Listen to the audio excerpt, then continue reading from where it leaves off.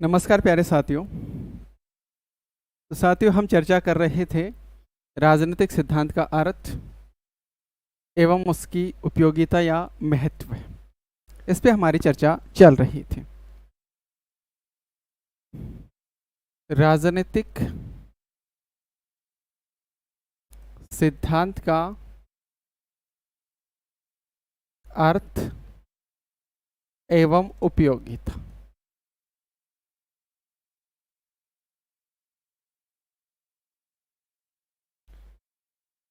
तो हमने बात की थी कि राजनीति सिद्धांत के अर्थ को समझने से पहले हमें राजनीति का अर्थ समझना होगा, सिद्धांत का अर्थ समझना होगा। राजनीति और सिद्धांत का अर्थ हम जब समझ जाएंगे तब हमें राजनीतिक सिद्धांत का अर्थ समझ में आएगा। इससे पहले वाली जो क्लासें हो चुकी है उसमें हमने राजनीति का अर्थ भी समझ लिया, सिद्धांत क्या है, सिद्धांत का अर्थ हमने समझ लिया। उसके बाद में राजनीतिक सिद्धांत क्या है उसको शुरू कर दिया था हमने इससे पहले वाली क्लास में। उसमें हमने राजनीतिक सिद्धांत क्या है इसको समझा था। उसके बाद में राजनीतिक सिद्धांत के विभिन्न तत्व, राजनीतिक सिद्धांत के विभिन्न प्रकार आदि चीज़ों पर हमने इससे पहले वाली क्लास में चर्चा कर ली थी। चर्चा को आगे बढ़ाते हैं और आज हम चर्चा करते हैं राजनीतिक सिद्धांत के अंग, राजनीतिक सिद्धांत के अंग या शाखाएं।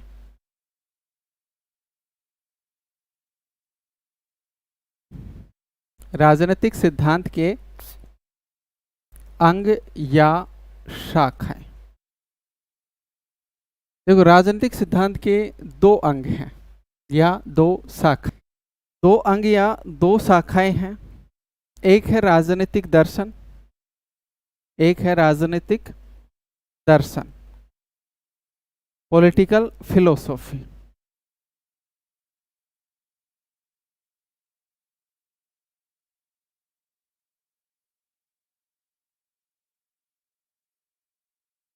फिलोसॉफी। और दूसरा अंग है राजनीतिक विज्ञान। दूसरा अंग है राजनीतिक विज्ञान या दूसरी शाखा है राजनीतिक विज्ञान। यानी राजनीतिक सिद्धांत के अंतर्गत राजनीतिक दर्शन और राजनीतिक विज्ञान दोनों समाहित हैं। तो राजनीतिक विज्ञान, राजनीतिक दर्शन और राजनीतिक सिद्धांत, इन तीनों में से हमसे कोई पूछे कि सबसे ज़्यादा विस्तृत कौन है, सबसे ज़्यादा विस्तृत कौन है, तो हमारा आंसर क्या होगा? सबसे ज़्यादा विस्तृत या व्यापक इन तीनों में राजनीतिक सिद्धांत है। राजनीतिक सिद्धांत इसलिए विस्तृत व व्यापक है कि ये राजनीतिक दर्शन और राजनीतिक विज्ञान दोनों को अपने अंदर समाहित करता है। यानी राजनीतिक दर्शन और राजनीतिक विज्ञान ये राजनीतिक सिद्धांत की केवल अंग या शाखाएं हैं। तो राजनीतिक विज्ञान and political science, political science. देखो, इसको राजनीतिक दर्शन को परंपरागत राजनीतिक सिद्धांत के नाम से भी जाना जाता है। इसको परंपरागत राजनीतिक सिद्धांत के नाम से भी जाना जाता है। परंपरागत राजनीतिक सिद्धांत के नाम से भी इसको जाना जाता है। वहीं राजनीतिक विज्ञान को आधुनिक राजनीतिक सिद्धांत के नाम से जाना जाता है। इसको आधुनिक राजनीतिक सिद्धांत के नाम से जाना जाता है। आधुनिक राजनीतिक सिद्धांत, इसको आनुभाविक राजनीतिक सिद्धांत के नाम से भी जाना जाता है। आनुभाविक राजनीतिक सिद्धांत के नाम से भी इसको जाना जाता है। इसको वैज्ञानिक राजनीतिक सिद्धांत के नाम से भी जाना जाता है। वैज्ञानिक राजनीतिक सिद्धांत के नाम से भी जाना जाता है। बात क्लियर कि राजनीतिक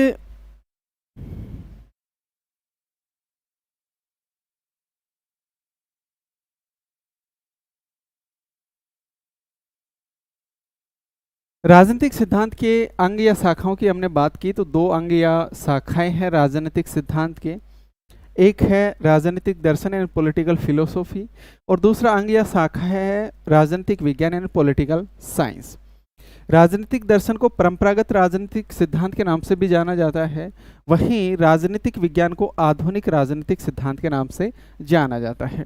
इसको आनुभाविक राजनीतिक सिद्धांत के नाम से भी जाना जाता है। इसको वैज्ञानिक राजनीतिक सिद्धांत के नाम से भी जाना जाता है। अब हम दोनों का विस्तार से वर्णन करते हैं। दोनों का विस्तार से वर्णन करते हैं।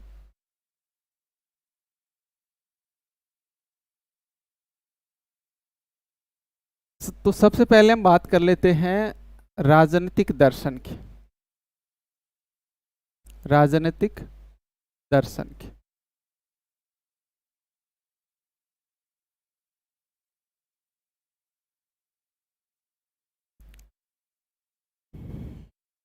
राजनीतिक दर्शन, पॉलिटिकल फिलोसॉफी। पॉलिटिकल फिलोसॉफी, तो पॉलिटिकल फिलोसॉफी को परंपरागत राजनीतिक सिद्धांत के नाम से भी जाना जाता है। परंपरागत राजनीतिक सिद्धांत के नाम से भी जाना जाता है। यानी इसका विभाजन हम दूसरे तरीके से भी कर सकते हैं। राजनीतिक सिद्धांत का विभाजन दूसरे तरीके से भी हम कर सकते हैं कि परंपरागत राजनीतिक सिद्धांत और आधुनिक राजनीतिक सिद्धांत के आधार पर भी इसका विभाजन किया जा सकता है। इसको परंपरागत राजनीतिक सिद्धांत भी कहा जाता है। दांते जर्मेनो ने परंपरागत राजनीतिक सिद्धांत को अन्वेषण की प्रक्रिया के रूप में स्पष्ट किया है। राजनीतिक दर्शन या परंपरागत राजनीतिक सिद्धांत को दांते जर्मेनो ने अन्वेषण की प्रक्रिया के रूप में स्पष्ट किया है। अन्वेषण की प्रक्रिया के रूप में स्पष्ट किया है। सीधा से क्वेश्चन यहां से बन सकता है कि किसने राजनीतिक दर्शन या परंपरागत राजनीतिक सिद्धांत को अन्वेषण की प्रक्रिया के रूप में स्पष्ट किया है, या अन्वेषण की परंपरा, प्रक्रिया नहीं है, अन्वेषण की परंपरा है। अन्वेषण की परंपरा के रूप में स्पष्ट किया है, तो दांते जर्मेनो ने ऐसा किया है। यानी इनका कहना है कि इसमें क्या की जाती है, खोज की जाती है। अन्वेषण की परंपरा है, अर्थात ये खोज करने की परंपरा है। और इसमें खोज किसकी की जाती है? इसमें खोज की जाती है एक अच्छे समाज की। एक अच्छे समाज की खोज की जाती है, एक अच्छी राजनीतिक या शासन व्यवस्था की खोज की जाती है, अच्छी शासन व्यवस्था की खोज इसमें की जाती है।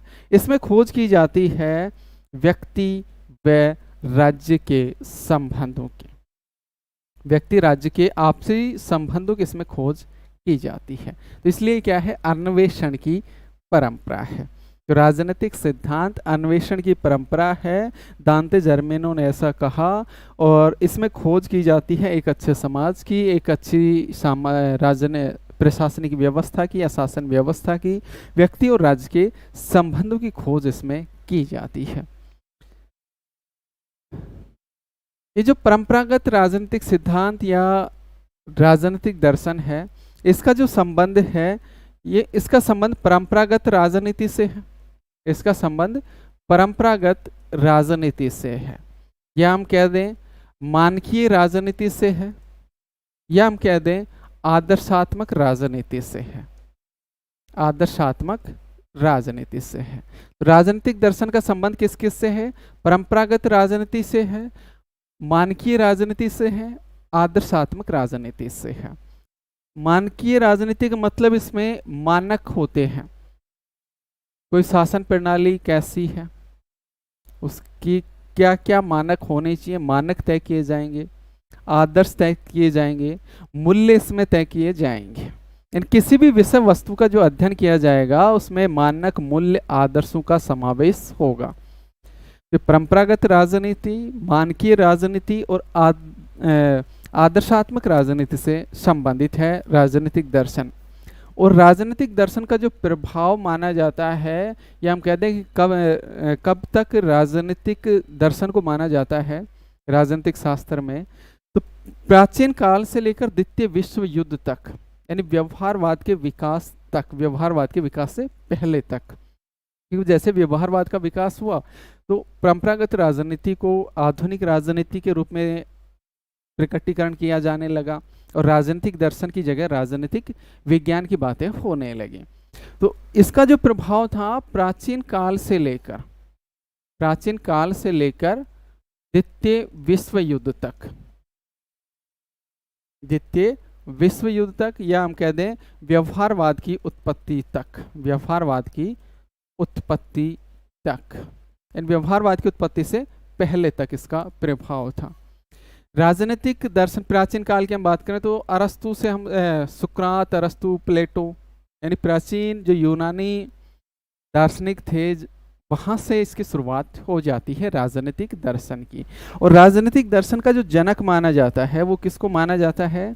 हमने कई बार पढ़ लिया इसको। तो राजनीतिक दर्शन का जो जनक माना जाता है वो प्लेटो को माना जाता है, और इस बात को तो हमने कई बार पढ़ लिया है, यह बात हमारे लिए अब नई नहीं है।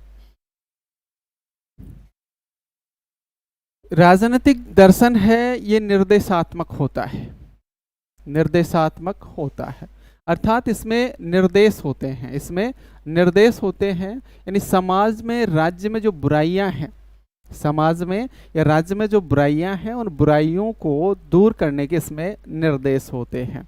तो समाज या राज्य की बुराइयों को, समाज या राज्य की बुराइयों को दूर करने के इसमें क्या होते हैं? निर्देश होते हैं। अर्थात एक समाज में कोई बुराई है, उसको दूर कैसे किया जा सकता है, उसके संदर्भ में परंपरागत राजनीति या राजनीतिक दर्शन में क्या होते हैं? निर्देश होते हैं। तो राजनीतिक दर्शन कैसा होता है? निर्देशात्मक होता है। राजनीतिक दर्शन की प्रकृति की हम बात करें तो इसकी जो प्रकृति होती है वो सार्वभौमिक होती है। राजनीतिक दर्शन की प्रकृति कैसी होती है? सार्वभौमिक होती है। अर्थात राजनीतिक दर्शन से संबंधित जितने भी विद्वान हैं, उन्होंने जो भी संकल्पना दी या कोई विचारधारा दी या कोई विचार दिया, तो वो सार्वभौमिक विचार उन्होंने दिया। जैसे हम प्लेटो का ही यहाँ उदाहरण ले लें। प्लेटो ने न्याय का सिद्धांत दिया, प्लेटो ने न्याय का सिद्धांत दिया, और प्लेटो का जो न्याय सिद्धांत है वो सर्वकालिक है और सार्वभौमिक है। प्लेटो का जो न्याय सिद्धांत है ये सर्वकालिक है, यानी सभी कालों में इसको लागू किया जा सकता है, और सार्वभौमिक है, यानी सभी जगह इसको लागू किया जा सकता है। यहाँ से क्वेश्चन भी आया था, प्लेटो के न्याय से संबंधित क्वेश्चन भी आया था, उसमें सार्वभौमिक ऑप्शन था।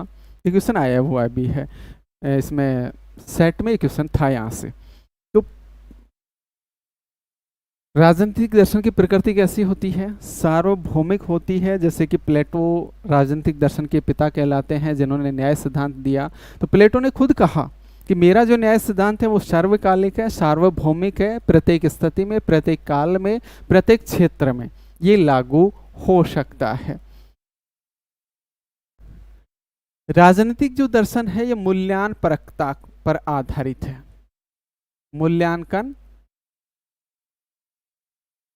मूल्यांकन परकता पर आधारित, अर्थात राजनीतिक दर्शन में प्रत्येक विषय वस्तु का क्या होता है? आलोचनात्मक मूल्यांकन होता है। प्रत्येक विषय वस्तु का,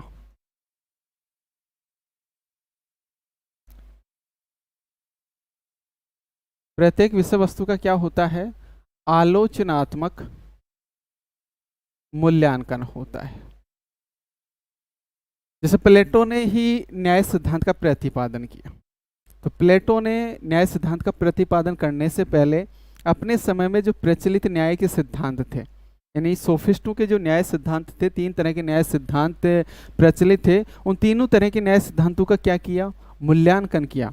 और मूल्यांकन भी कैसा किया? आलोचनात्मक। आलोचनात्मक मूल्यांकन का मतलब हो जाता है कि विषय वस्तु में क्या सही है, यानी उसकी अच्छाइयाँ भी गिनाई जाएं और उसकी बुराइयां भी गिनाई जाएं। दोनों चीज़ों पर बात होनी चाहिए, दोनों चीज़ों का मूल्यांकन होना चाहिए। विषय वस्तु की अच्छाई और बुराई, सही क्या है, उसमें गलत क्या है, इसके बारे में मूल्यांकन होना चाहिए। तो आदर्श राजनीतिक दर्शन है यह मूल्यांकन परकता पर आधारित है, अर्थात प्रत्येक विषय वस्तु का इसमें आलोचनात्मक मूल्यांकन होता है। डी रफेल ने लिखा है, डी रफेल, इन्होंने लिखा है कि राजनीतिक दर्शन का जो मुख्य कार्य है वो है विश्वासों का आलोचनात्मक मूल्यांकन करना। तो डी रफेल ने क्या लिखा है? राजनीतिक दर्शन का मुख्य कार्य विश्वासों का आलोचनात्मक मूल्यांकन है। विश्वासों का कैसा मूल्यांकन है? आलोचनात्मक मूल्यांकन है। डीडी रफेल ने ऐसा कहा है। ऐसी ही कुछ बात दांते जर्मिनो ने भी कही है। दांते जर्मिनो ने भी ऐसी ही कुछ बात कही है। और दांते जर्मिनो कहता है कि राजनीति शास्त्र है ये सचमुच का आलोचना शास्त्र है। तो राजनीति शास्त्र को सचमुच का आलोचना शास्त्र किसने कहा? दांते जर्मिनो ने कहा। ये क्या कहते हैं कि राजनीति शास्त्र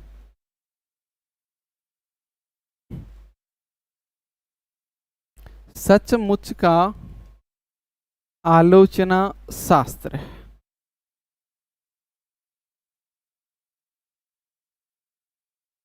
राजनीति दर्शन है ये मूल्यांकन परकता पर आधारित है और इसमें आलोचनात्मक मूल्यांकन होता है। राजनीतिक जो दर्शन है ये आत्मनिष्ठ होता है। आत्मनिष्ठ होता है या व्यक्ति निष्ठ अध्ययन इसमें होता है। राजनीतिक दर्शन के अंतर्गत या परंपरागत राजनीतिक सिद्धांत के अंतर्गत जो अध्ययन होता है या जो विषय वस्तु होती है वो कैसी होती है? आत्मनिष्ठ या व्यक्तिनिष्ठ, अर्थात अध्ययन पर प्रभाव व्यक्ति विशेष का होता है। अध्ययन पर प्रभाव किसका होता है? व्यक्ति विशेष का होता है। यानी एक ही संकल्पना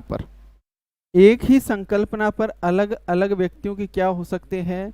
अलग अलग विचार हो सकते हैं। एक ही संकल्पना पर अलग अलग व्यक्तियों के क्या हो सकते हैं? अलग अलग विचार हो सकते हैं। क्योंकि इसमें आत्मनिष्ठ है, व्यक्तिनिष्ठ है, अर्थात प्रत्येक व्यक्ति के अपने मूल्य होते हैं। कोई भी व्यक्ति है उसके अपने मूल्य होते हैं। कोई भी व्यक्ति है उसके क्या होते हैं? अपने आदर्श होते हैं। प्रत्येक व्यक्ति के अपने मूल्य होते हैं, अपने आदर्श होते हैं। तो किसी भी विषय वस्तु का विश्लेषण करेगा तो अपने मूल्यों को, आदर्शों को उसमें समाहित करेगा। और जब उसके मूल्य और आदर्श उसमें समाहित हो जाएंगे तो उसके विचार भी क्या हो जाएंगे? भिन्न हो जाएंगे। अर्थात एक ही विषय वस्तु को लेकर जब विश्लेषण किया जाएगा तो प्रत्येक व्यक्ति के अलग अलग विचार होंगे, अलग अलग धारणा होगी। यानी इसमें आत्मनिष्ठता या व्यक्तिनिष्ठता का क्या होता है? समावेश होता है राजनीतिक दर्शन में अध्ययन करते समय। जैसे हम वर्तमान की ही बात कर लें, जैसे वर्तमान में मैं ये कह दूं कि हमें वर्तमान की जो सरकार है, मोदी सरकार या भारतीय जनता पार्टी की जो सरकार है, ये कैसी है? ये कैसी है? तो इसमें से आधे कहेंगे अच्छी है, आधे कहेंगे कि अच्छी है तो सबसे बुरी है। सरकार तो एक ही है, लेकिन कुछ व्यक्तियों के मत में अच्छी है, कुछ व्यक्तियों के मत में अच्छी नहीं है। और इसके बारे में हम कहें कि विशेषता लिखो तो अलग अलग व्यक्ति अलग अलग अपने हिसाब से विशेषताएं लिखेंगे। इसमें क्या समाहित हो गया? इसमें आत्मनिष्ठता समाहित हो गई, इसमें व्यक्ति निष्ठता समाहित हो गई। तो राजनीतिक दर्शन में आत्मनिष्ठता और व्यक्तिनिष्ठता समाहित होती है, अर्थात इसका जो अध्ययन होता है वो आत्मनिष्ठ और व्यक्तिनिष्ठ होता है। राजनीतिक दर्शन का जो उद्देश्य होता है या लक्ष्य जो होता है वो होता है उत्तम जीवन की प्राप्ति। राजनीतिक दर्शन का लक्ष्य क्या होता है? उत्तम जीवन की प्राप्ति। यानी राजनीतिक दर्शन में कोई भी सिद्धांत दिया जा रहा है या कोई संकल्पना दी जा रही है तो संकल्पना का एक ही उद्देश्य है और वो है उत्तम जीवन की प्राप्ति। यानी प्लेटो ने आदर्श राज्य का विचार दिया। प्लेटो ने आदर्श राज्य का विचार दिया या आदर्श राज्य का सिद्धांत दिया। अब इस आदर्श राज्य के सिद्धांत का प्रतिपादन करने का उद्देश्य क्या था? उत्तम जीवन की प्राप्ति।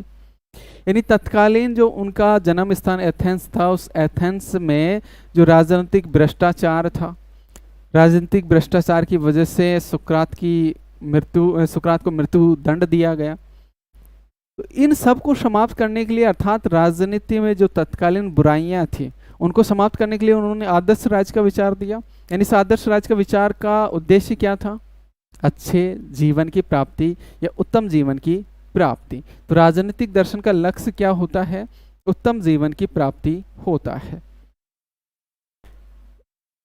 राजनीतिक जो दर्शन है इसमें तथ्य और मूल्य दोनों समाहित होते हैं। देखो एक चीज का ध्यान रखना, मैं राजनीतिक दर्शन बोलूं या परंपरागत राजनीतिक सिद्धांत बोलूं, दोनों की विशेषताएं सेम है, क्योंकि परंपरागत राजनीतिक विज्ञान परंपरागत राजनीतिक सिद्धांत को ही राजनीतिक दर्शन कह दिया जाता है, या हम कहते हैं राजनीतिक दर्शन को परंपरागत राजनीति सिद्धांत कह दिया जाता है। यहाँ कंफ्यूज नहीं होना है, एग्जामिनर आपसे राजनीतिक दर्शन की विशेषता पूछे या फिर परंपरागत राजनीति सिद्धांत की विशेषता पूछे, दोनों की सेम है। तो ये जो राजनीतिक दर्शन है इसमें मूल्य व तथ्य दोनों समाहित होते हैं, यानी अध्ययन में मूल्य व तथ्य दोनों का अध्ययन किया जाता है, लेकिन मूल्यों पर ज्यादा बल दिया जाता है, मूल्यों पर ज्यादा बल दिया जाता है। अब कई जगह आपको पढ़ने को ये मिल सकता है कि जो राजनीतिक दर्शन या परंपरागत राजनीतिक सिद्धांत है उसमें केवल मूल्यों का अध्ययन किया जाता है या मूल्यों पर आधारित है, तथ्यों को पर नहीं, ऐसा मिल सकता है।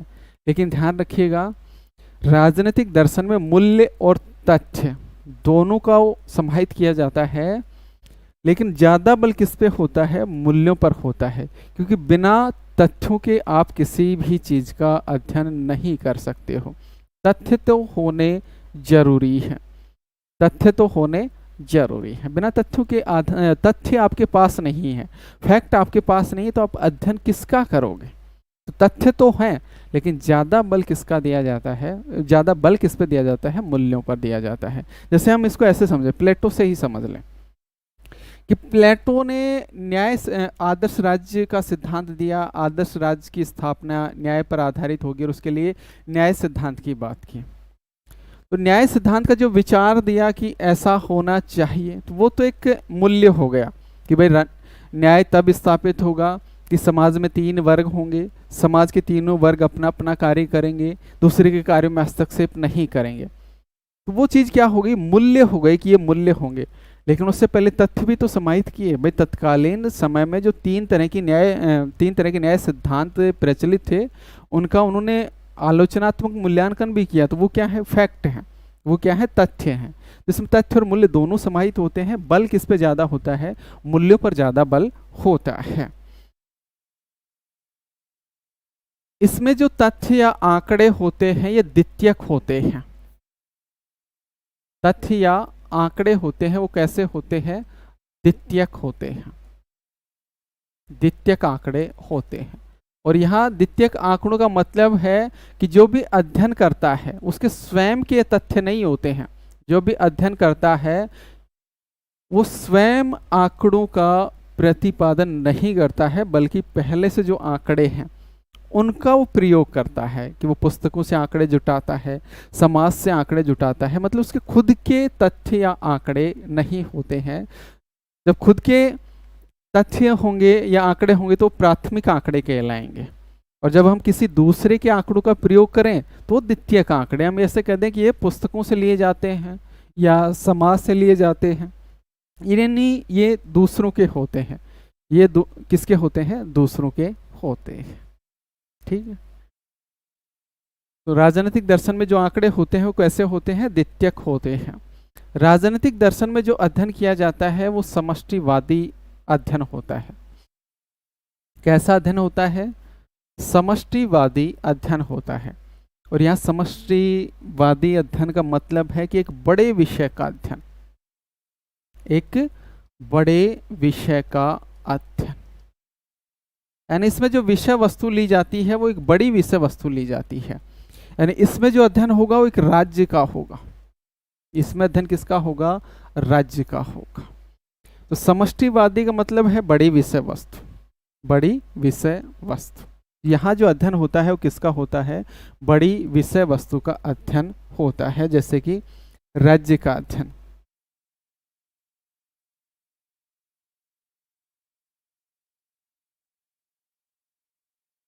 और इस समष्टिवादी का विपरीत रूप क्या हो जाएगा? वस्तुनिष्ठ अध्ययन। वस्तुनिष्ठ अध्ययन जिसमें छोटी इकाई आ जाएगी। तो समष्टिवादी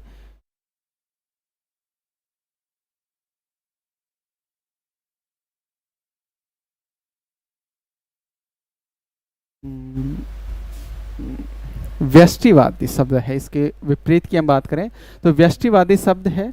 जो राजनीतिक विज्ञान में प्रयोग किया जाता है।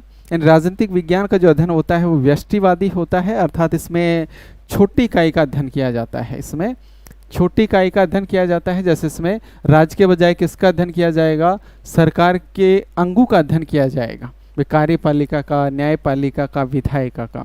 लेकिन राजनीतिक दर्शन के अंतर्गत किसका अध्ययन किया जाएगा, समष्टिवादी अध्ययन होगा, यानी एक बड़ी विषय वस्तु का अध्ययन होगा, जैसे कि पूरे के पूरे राज्य का अध्ययन होगा। एक हमने पढ़ा था कि आत्मनिष्ठ या व्यक्तिनिष्ठ अध्ययन है, उसका जो विपरीत होता है वो होता है वस्तुनिष्ठ अध्ययन।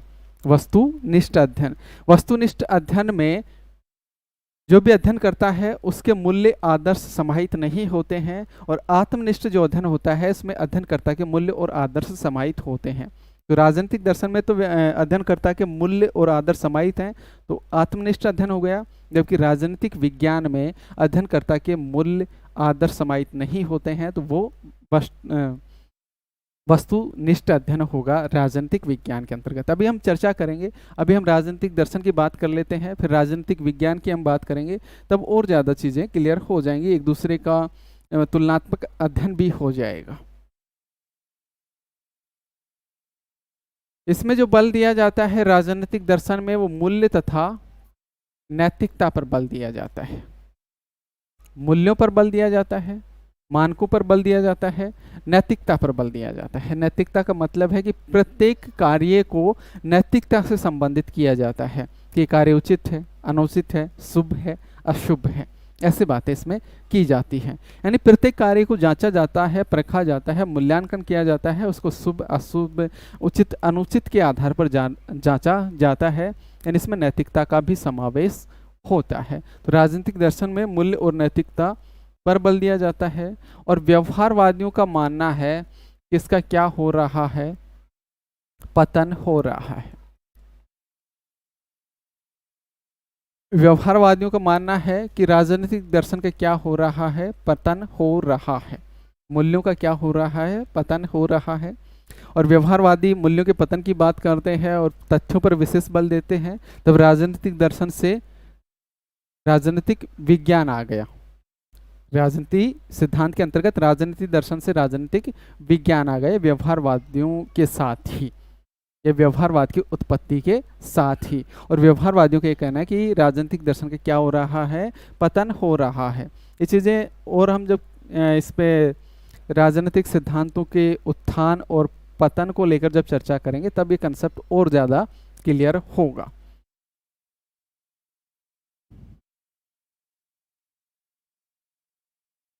इसमें चिंतन मूलक पद्धति की प्रधानता होती है, चिंतन मूलक पद्धति की प्रधानता होती है।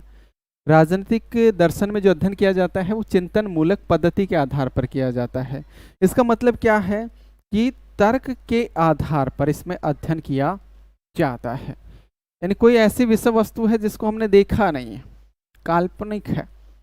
भाई मूल्य निर्धारित करेंगे तो मूल्य तो है नहीं, वो तो काल्पनिक है, कल्पना पर आधारित है, तर्क पर आधारित है।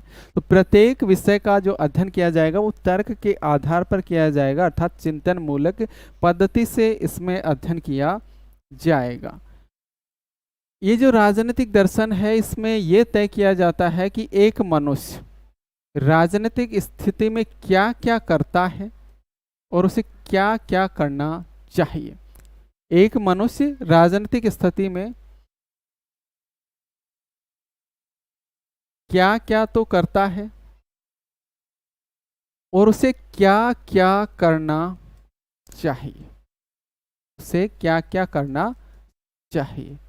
इसका निर्धारण किसमें किया जाता है, इसका निर्धारण राजनीतिक दर्शन के अंतर्गत किया जाता है। यानी वर्तमान की भी बात की जाएगी और फिर भविष्य की भी बात की जाएगी। यानी एक राजनीतिक मनुष्य जो है वर्तमान में क्या क्या कर रहा है और वर्तमान स्थिति में सुधार के लिए उसको क्या क्या करना चाहिए। यानी इसमें तथ्यों की भी बात हो गई और मूल्यों की भी बात हो गई। यानी वर्तमान क्या क्या कर रहा है, तथ्य, भविष्य में क्या क्या करना उसको चाहिए, मूल्य। दोनों बातें इसमें तय होती हैं। इसमें शुभ अशुभ,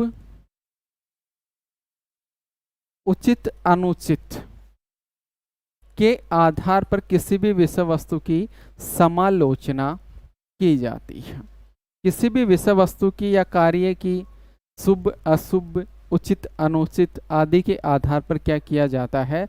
आदि के आधार पर समालोचना की जाती है। राजनीतिक दर्शन में अवधारणाओं का और संकल्पनाओं का स्पष्टीकरण किया जाता है।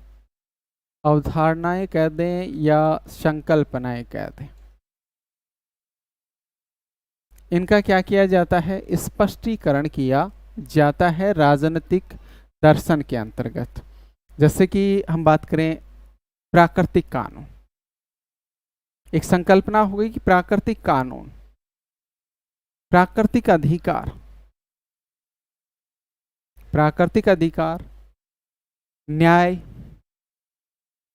स्वतंत्रता, समानता, अधिकार आदि, ये क्या हो गई? संकल्पनाएं हो गई। अब इन संकल्पनाओं का स्पष्टीकरण किया जाएगा। अलग अलग विद्वान अपने हिसाब से इनका स्पष्टीकरण करेगा। भाई जैसे न्याय सिद्धांत की हम बात कर लें तो प्लेटो के अनुसार अलग न्याय है, अरस्तु के अनुसार अलग न्याय है, जॉन रोल्स के अनुसार अलग न्याय है, माइकल वाल्जर के अनुसार अलग न्याय है। प्राकृतिक कानून और प्राकृतिक अधिकारों की हम बात कर लें तो तीनों सामाजिक समझौतावादी प्राकृतिक कानून और प्राकृतिक अधिकार की बात करते हैं। होब्स, लॉक और रूसो, मैंने पढ़ा था, होब्स, लॉक और रूसो तीनों प्राकृतिक अधिकार और प्राकृतिक कानून की बातें करते हैं, लेकिन तीनों अपने तरीके से अलग अलग क्या करते हैं? व्याख्या करते हैं, स्पष्ट करते हैं। तो राजनीतिक दर्शन के अंतर्गत अवधारणा या संकल्पनाओं का क्या किया जाता है? स्पष्टीकरण किया जाता है। साथ ही इसमें मूल्यों का विश्लेषण भी किया जाता है। मूल्यों का विश्लेषण भी किया जाता है। और इसमें मूल्यों का विश्लेषण का जो कार्य है, राजनीतिक दर्शन में मूल्यों के विश्लेषण का जो कार्य है, ये तो कैसा कृत्य है? ये राजनीतिक दर्शन का आलोचनात्मक कृत्य है। देखो, राजनीतिक दर्शन के दो तरह के कृत्य होते हैं, आलोचनात्मक कृत्य और बौद्धिक कृत्य। आलोचनात्मक कृत्य और बौद्धिक कृत्य। वहीं संकल्पनाओं का जो स्पष्टीकरण है, ये राजनीतिक दर्शन का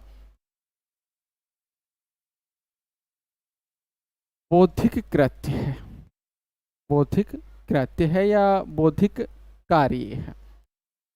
एक विषय वस्तु या फैक्ट और निकल के आ गया आपके लिए एग्जाम के लिए कि राजनीतिक जो दर्शन है, राजनीतिक दर्शन है, इसके दो तरह के कार्य हैं, आलोचनात्मक कृत्य और बौद्धिक कृत्य। जहां मूल्यों का विश्लेषण है वो आलोचनात्मक कार्य है और संकल्पनाओं का जो स्पष्टीकरण का जो कार्य है ये बौद्धिक कार्य है। साथ ही राजनीतिक दर्शन का जो संबंध होता है वो शाश्वत समस्याओं से होता है, शाश्वत समस्याओं से। राजनीतिक दर्शन शाश्वत समस्याओं से संबंधित होता है, यानी यहाँ शाश्वत समस्याओं का मतलब है कि ऐसी समस्याएं जो मनुष्य दिन प्रतिदिन महसूस करता है या मानव समाज में दिन प्रतिदिन उन समस्याएं मनुष्य के सामने आती हैं। तो मानव जीवन में दिन प्रतिदिन आने वाली जो समस्याएं हैं, उन समस्याओं के समाधान का प्रयास इसमें किया जाता है। और यानी शाश्वत समस्याओं का अध्ययन राजनीतिक दर्शन के अंतर्गत किया जाता है। तो ये बातें हो गई राजनीतिक सिद्धांत के प्रथम अंग राजनीतिक दर्शन की या परंपरागत राजनीतिक सिद्धांत की। अब हम बात कर लेते हैं राजनीतिक सिद्धांत का जो दूसरा अंग है, राजनीतिक विज्ञान। तो राजनीतिक सिद्धांत का दूसरा अंग या दूसरी शाखा क्या है? राजनीतिक विज्ञान है। इस राजनीतिक विज्ञान को आधुनिक राजनीतिक सिद्धांत भी कहा जाता है। आधुनिक राजनीतिक सिद्धांत भी कहा जाता है। इसको आनुभाविक राजनीतिक सिद्धांत भी कहा जाता है।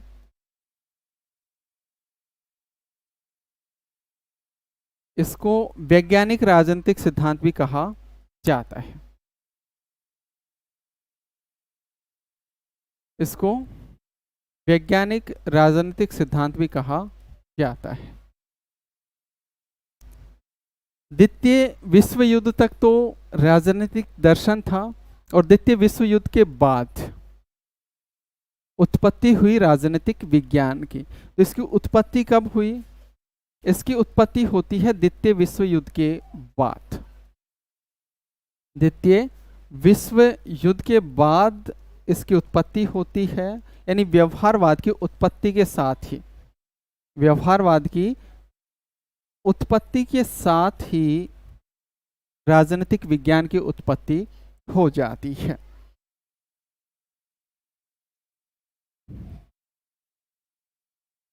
और विशेष रूप से जो अमेरिकन व्यवहारवादी थे, यानी जो अमेरिकन विद्वान थे, व्यवहारवाद से जुड़े हुए जितने विद्वान हैं वो अधिकतर अमेरिकी हैं।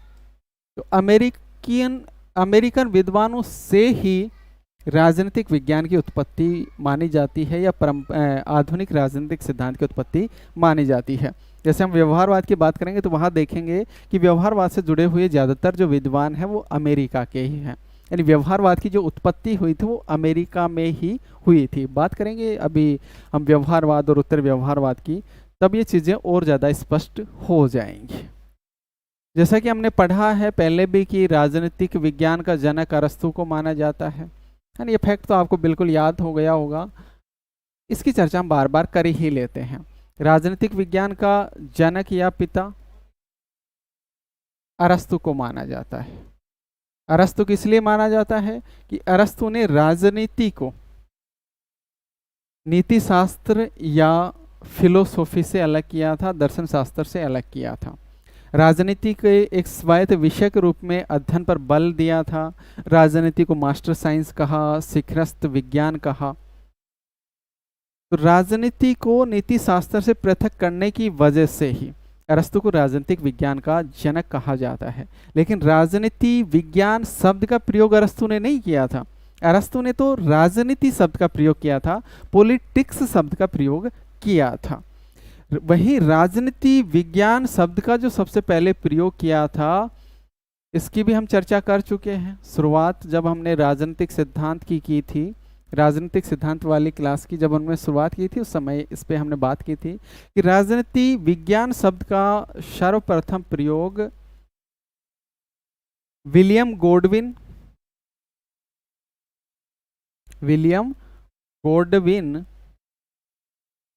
व मेरी वोलेस्टोनक्राफ्ट ने किया था। पति पत्नी है दोनों क्या है? ये पति पत्नी है। मैरी वोलेस्टोनक्राफ्ट ये नारीवादी विचारक हैं, पत्नी है, और विलियम गॉडविन है ये अराजकतावादी विचारक हैं। और इनकी पुस्तक थी an inquiry concerning political justice, 1793 की कृति है। और इसी कृति में इन्होंने राजनीतिक विज्ञान शब्द का प्रयोग किया है। तो राजनीतिक विज्ञान शब्द का सबसे पहले प्रयोग पूछा जाता है, दो नाम इसमें आ गए, विलियम गॉडविन और मैरी वोलेस्टोनक्राफ्ट। और इनकी पुस्तक है एन इंक्वायरी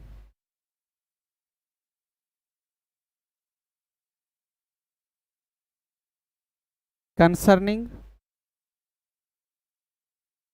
पॉलिटिकल जस्टिस। ये पुस्तक भी आप याद रखिएगा, पूछी जा सकती है। पॉलिटिकल जस्टिस 1793 की कृति है। इसमें इन्होंने राजनीतिक विज्ञान शब्द का प्रयोग किया है, तो पुस्तक भी आप जरूर याद रखिएगा।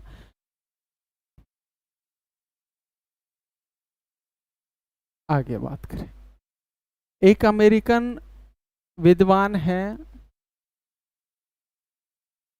Herbert बोक्स्टर Adams. हर्बर्ट बोक्स्टर एडम्स, इन्होंने भी राजनीति विज्ञान शब्द का प्रयोग किया है। इन्होंने भी राजनीतिक विज्ञान शब्द का प्रयोग किया है।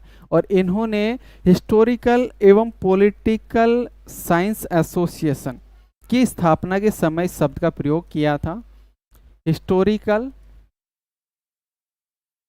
And political science association, political science association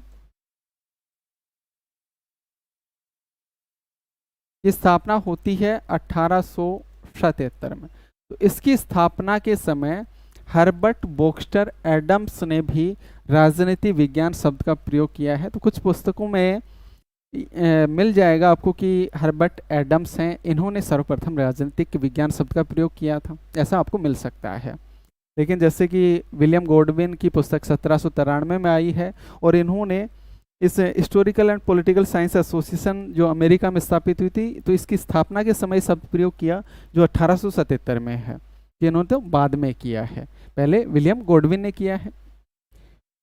इन्होंने इनको जो श्रेय जाता है वो राजनीति विज्ञान को सामाजिक विज्ञानों के रूप में एक स्वायत्त विषय के रूप में स्थापित करने का श्रेय हर्बर्ट बोक्स्टर एडम्स को दिया जाता है। राजनीति विज्ञान के अध्ययन के लिए जो सबसे पहले संस्था स्थापित हुई थी वो 1871 में हुई थी। राजनीतिक विज्ञान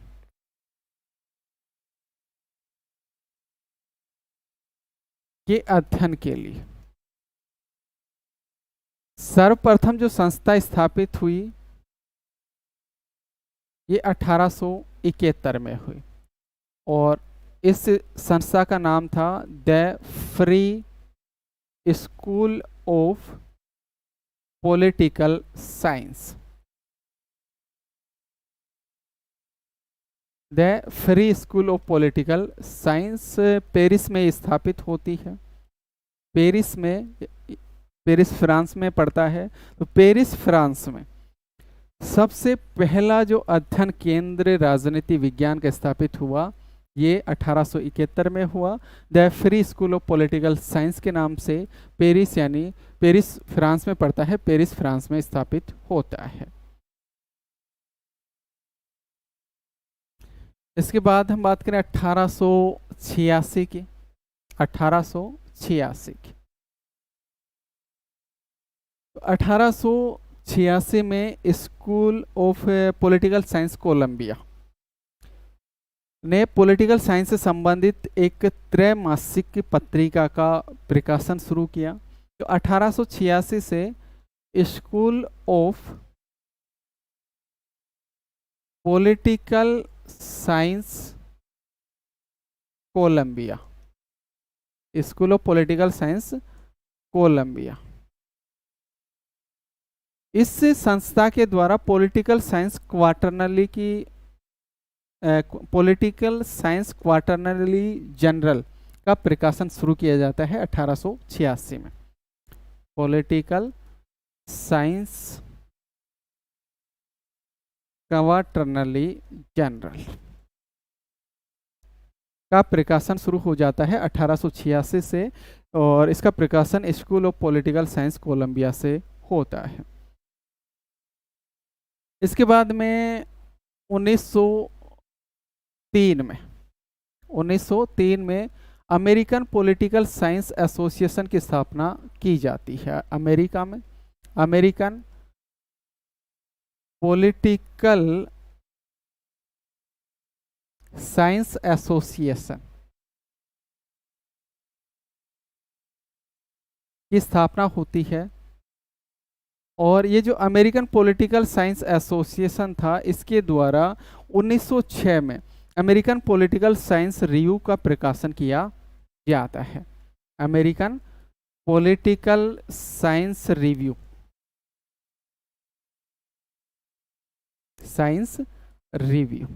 का प्रकाशन किया जाता है। ये तो कुछ फैक्ट हैं जो पूछ लिए जाते हैं एग्जामों में, ये फैक्ट भी आपको याद रखना जरूरी है। तो 1903 में अमेरिकन पॉलिटिकल साइंस एसोसिएशन की स्थापना होती है, और इस अमेरिकन पॉलिटिकल साइंस एसोसिएशन के द्वारा 1906 में अमेरिकन पॉलिटिकल साइंस रिव्यू का प्रकाशन किया जाता है।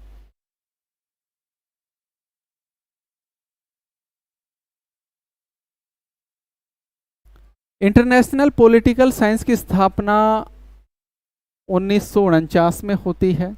इंटरनेशनल पॉलिटिकल साइंस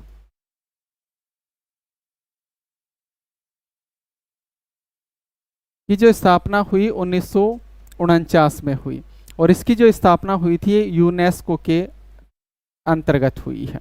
यूनेस्को जो यूएनओ से जुड़ा हुआ संगठन है, तो इसके अंतर्गत स्थापना होती है। इंटरनेशनल पॉलिटिकल साइंस की स्थापना होती है 1949।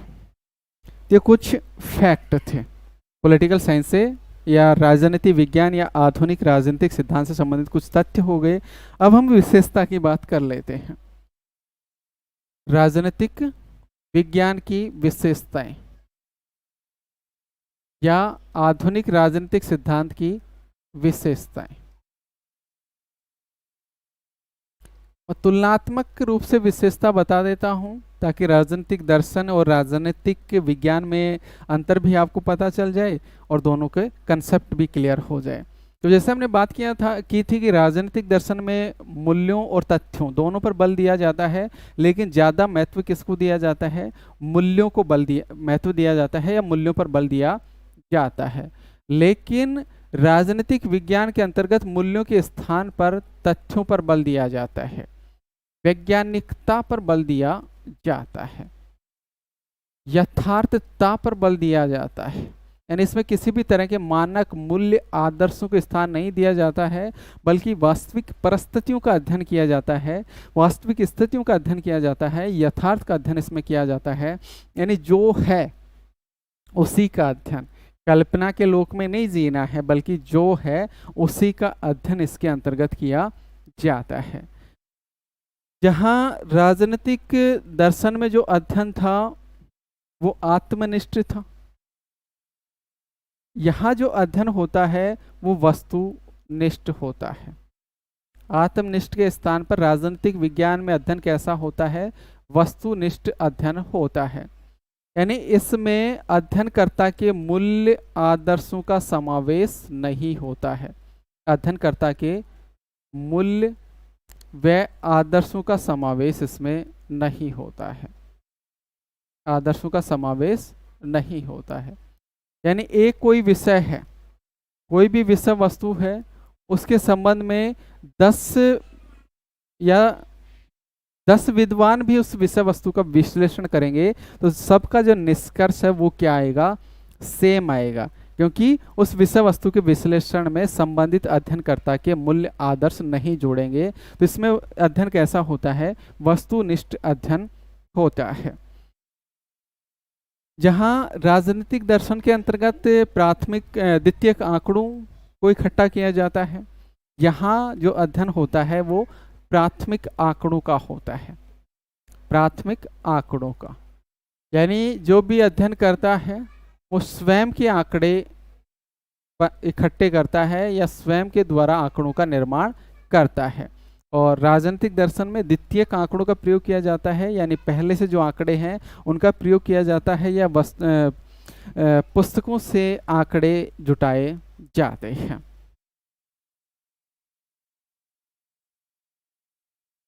जहां राजनीतिक दर्शन था वो समष्टिवादी अध्ययन करता है, यानी एक बड़ी विषय वस्तु का अध्ययन करता है। वहीं राजनीतिक विज्ञान है, इसमें व्यष्टिवादी अध्ययन होता है। व्यष्टिवादी अध्ययन अर्थात अध्ययन की एक छोटी इकाई ली जाती है। अध्ययन के लिए एक छोटी इकाई ली जाती है। जैसे सरकार के अंग ले लिए जाएं, सरकार के अंग ले लिए जाएं। सरकार के अंग जैसे कार्यपालिका का अध्ययन किया जाए, न्यायपालिका का अध्ययन किया जाए, विधायिका का अध्ययन किया जाए, अर्थात एक छोटी इकाई का अध्ययन इसमें होता है। जबकि राजनीतिक दर्शन समष्टिवादी अध्ययन है, अर्थात एक बड़ी इकाई अर्थात पूरे राज्य का अध्ययन उसमें समाहित होता है। इसमें राजनीतिक प्रक्रियाओं व मनुष्य के व्यवहार का अध्ययन किया जाता है। राजनीतिक प्रक्रियाओं का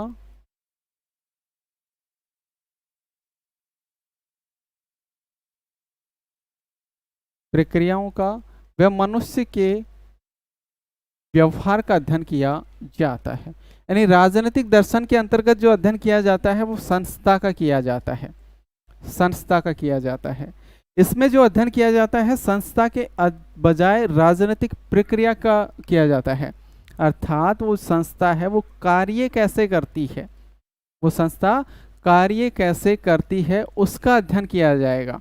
अर्थात न्यायपालिका कार्य कैसे करती है, विधायिका कार्य कैसे करती है, कार्यपालिका क्या कार्य करती है, कैसे कार्य करती है, उसका अध्ययन किया जाएगा। यानी यहाँ राजनीतिक प्रक्रिया का अध्ययन किया जाएगा, साथ ही मनुष्य के व्यवहार का अध्ययन किया जाएगा। अर्थात एक राजनीतिक स्थिति में मनुष्य का व्यवहार कैसा होता है, किस किस से प्रभावित होता है, इन सब बातों का अध्ययन राजनीतिक विज्ञान में किया जाता है।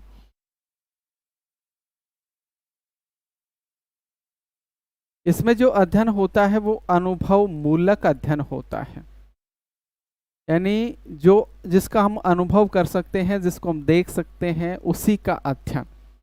वहीं राजनीतिक दर्शन में जो अध्ययन था वो कल्पनात्मक अध्ययन था, कल्पनात्मक अध्ययन था।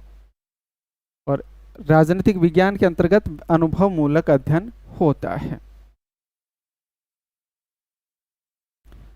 जहां राजनीतिक दर्शन में चिंतन मूलक पद्धति के द्वारा अध्ययन किया जाता है, वहीं राजनीतिक विज्ञान में वैज्ञानिक पद्धति के द्वारा अध्ययन किया जाता है। वैज्ञानिक पद्धति के द्वारा अध्ययन किया जाता है, और वैज्ञानिक पद्धति में आवश्यकता किसकी होती है? तथ्यों की, तथ्यों की। यानी इसमें मूल्यों का बिल्कुल भी समावेश नहीं होता है, मूल्य निरपेक्ष अध्ययन ये होता है, मूल्य निरपेक्ष अध्ययन इसमें किया जाता है।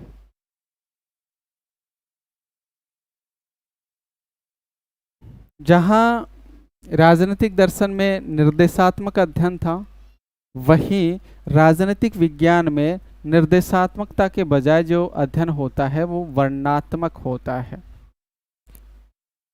यानी राजनीतिक सिद्धांत में राजनीतिक दर्शन की हम बात करें तो राजनीतिक दर्शन में जो अध्ययन था वो कैसा था? निर्देशात्मक।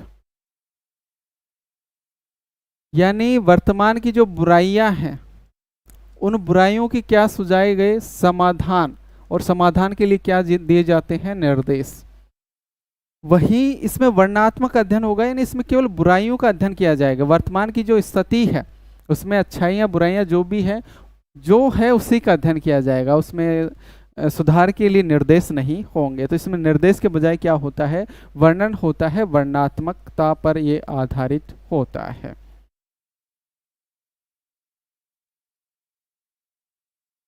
तो इस तरह राजनीतिक दर्शन है, इसमें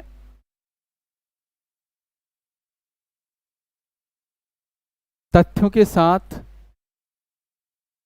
साथ मूल्य आदर्श भी होते हैं।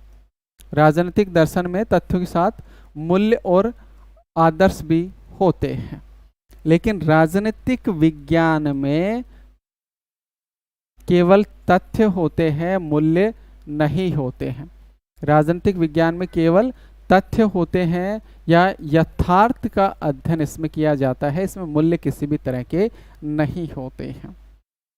राजनीतिक जो दर्शन है इसमें एक साथ कई तरह की संकल्पनाएं और विचारधाराएं या मान्यताएं साथ रह सकती हैं। राजनीतिक दर्शन में एक साथ अनेक मान्यताएं व संकल्पनाएं रह सकती हैं, लेकिन राजनीतिक विज्ञान में ऐसा नहीं हो सकता है। राजनीतिक विज्ञान में ऐसा नहीं हो सकता है। राजनीतिक विज्ञान में कोई भी नई मान्यता आई, जैसे ही नई मान्यता आई तो पुरानी मान्यता अपने आप क्या हो जाएगी? समाप्त हो जाएगी। पुरानी मान्यता क्या हो जाएगी? समाप्त हो जाएगी, यानी एक ही तरह की मान्यता रहेगी, और इसमें कई मान्यता एक साथ रह सकती हैं। यानी जैसे न्याय के सिद्धांत की हम बात करें, न्याय की संकल्पना की बात करें, तो न्याय के संदर्भ में अरस्तु के अलग विचार हैं, प्लेटो के अलग विचार हैं, जॉन रोल्स के अलग विचार हैं, माइकल वाल्जर के अलग विचार हैं। रही ना एक साथ प्राकृतिक अधिकार को लेकर लोक के अलग विचार हैं, होप्स के अलग विचार हैं, रूसो के अलग विचार हैं। तो एक ही तरह की संकल्पना, एक ही तरह के किसी विषय वस्तु को लेकर कई संकल्पनाएं हो सकती हैं, कई मान्यताएं रह सकती हैं, लेकिन इसमें ऐसा नहीं होगा। इसमें ऐसा नहीं होगा, इसमें कोई भी नई संकल्पना आएगी या कोई नई मान्यता आएगी, संकल्पना तो इसमें होती नहीं है, कोई भी नई मान्यता आएगी तो पुरानी मान्यता है वो अपने आप क्या हो जाएगी, समाप्त हो जाएगी। ये राजनीतिक सिद्धांत के अंग हो गए। सभी को क्लियर है राजनीतिक सिद्धांत के अंग? राजनीतिक विज्ञान और राजनीतिक दर्शन सभी को अच्छे से समझ में आ गया?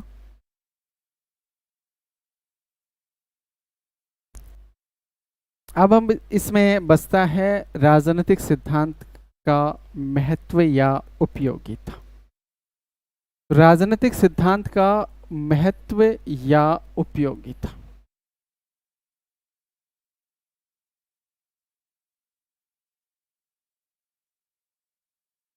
अब ये महत्व या उपयोगिता क्या है, इसको अब आप आसानी से समझ जाओगे क्योंकि आपने राजनीतिक सिद्धांत को अच्छे से समझ लिया है। अब राजनीतिक सिद्धांत हमें अच्छे से समझ में आ गया तो इसका महत्व और उपयोगिता क्या रहेगी इसको समझने में अब आपको दिक्कत नहीं आएगी।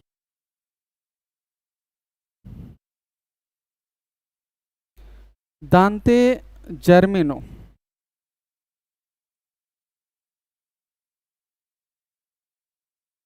दांते जर्मिनो ये कहते हैं कि राजनीतिक सिद्धांत है एक विज्ञान है। दांते जर्मिनो क्या कहते हैं कि राजनीतिक सिद्धांत है ये एक विज्ञान है, लेकिन ऐसा विज्ञान भी नहीं है जिससे सभी प्रकार के नियमों को जांचा जा सके या परखा जा सके। विज्ञान जरूर है लेकिन ऐसा विज्ञान भी ये नहीं है कि जिससे सभी प्रकार के नियमों को जांचा या परखा जा सके। यानी प्राकृतिक विज्ञानों की तरह विज्ञान नहीं है, जैसे कि भौतिक विज्ञान है, रसायन विज्ञान है, उस तरह का विज्ञान ये नहीं है। क्योंकि भौतिक विज्ञान में प्रत्येक नियम को जांचा जा सकता है, प्रत्येक नियम को परखा जा सकता है, लेकिन इसमें ऐसा नहीं हो सकता है। यानी दांते जर्मिनो को का कहना है कि ये जो विज्ञान है ये समाज शास्त्र की कसौटी में विज्ञान है, समाज शास्त्र की कसौटी पर आधारित विज्ञान है। तो विज्ञान जरूर है लेकिन समाज शास्त्र की कसौटी पर आधारित ये विज्ञान है।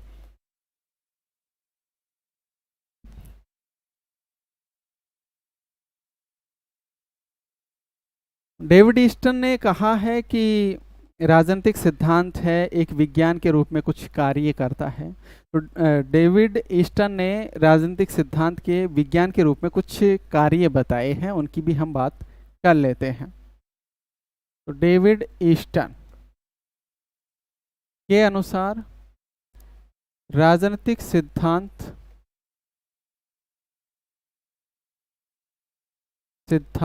के विज्ञान के रूप में कार्य,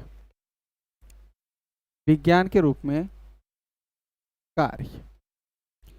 पहला जो कार्य डेविड ईस्टन ने बताया वो बताया कि ये जो राजनीतिक सिद्धांत है ये महत्वपूर्ण राजनीतिक कारकों की पहचान करता है। राजनीतिक सिद्धांत महत्वपूर्ण जो राजनीतिक कारक हैं उनकी क्या करता है, पहचान करता है, कारकों की पहचान करता है। और इन महत्वपूर्ण राजनीतिक कारकों की पहचान करके इन कारकों में क्या स्थापित करता है, इन कारकों में अंतर संबंध स्थापित करता है। ये पहला कार्य बता दिया इन्होंने कि राजनीतिक सिद्धांत महत्वपूर्ण राजनीतिक कार्यों की पहचान करता है और इन महत्वपूर्ण राजनीतिक कार्यों में आपस में क्या स्थापित करता है, अंतर संबंध स्थापित करता है। दूसरा कार्य बताया कि जो विभिन्न शोध करता है, विभिन्न शोध करता है उन शोधकर्ताओं में, विभिन्न जो शोधकर्ताएं करता है उन शोधकर्ताओं में एक सैद्धांतिक रूपरेखा पर आम सहमति का निर्माण भी राजनीतिक सिद्धांत करता है। विभिन्न शोधकर्ताओं में एक सैद्धांतिक रूपरेखा पर, एक सैद्धांतिक रूपरेखा पर आम सहमति का निर्माण किसमें किया जाता है? राजनीतिक सिद्धांत में किया जाता है। यानी कोई विषय वस्तु है, कोई विषय वस्तु है, अब उस विषय वस्तु के संदर्भ में अलग अलग विद्वान अलग अलग अपना विचार देगा, अलग अलग रूपरेखा देगा। उसमें एक आम रूपरेखा सैद्धांतिक एक आम सैद्धांतिक रूपरेखा का निर्माण राजनीतिक सिद्धांत के माध्यम से हो पाएगा, क्योंकि वो विभिन्न जो विचारक आपस में तर्क वितर्क के माध्यम से, विचार विमर्श के माध्यम से, एक दूसरे की आलोचना समालोचना के माध्यम से एक ऐसे निष्कर्ष पर पहुंचेंगे जिस पर सभी की क्या हो? आम सहमति हो। उससे क्या होगा? एक सैद्धांतिक रूपरेखा पर आम सहमति का निर्माण होगा। साथ ही तीसरा कार्य डेविड ईस्टन ने बताया राजनीतिक सिद्धांत का, वो बताया कि एक सैद्धांतिक रूपरेखा का निर्माण ये करता है। सैद्धांतिक रूपरेखा का निर्माण राजनीतिक सिद्धांत में होता है, या फिर कम से कम एक सुसंगत संकल्पना का निर्माण जरूर होता है। कम से कम एक सुसंगत संकल्पना, अर्थात एक ऐसी संकल्पना जिसमें विभिन्न विचारकों के जो विचार हैं वो लगभग संगत होने चाहिए, यानी लगभग पूरी तरह से भी ना मिले तो लगभग मिलने चाहिए, यानी सुसंगत संकल्पना का निर्माण भी राजनीतिक सिद्धांत में होता है। तो ये तीन कार्य डेविड ईस्टन ने राजनीतिक सिद्धांत के विज्ञान के रूप में बताए हैं। सी राइट मिल ने भी राजनीतिक सिद्धांत की महत्व या उपयोगिता बताई है। तो अब हम बात करते हैं सी राइट मिल्स। मिल्स के अनुसार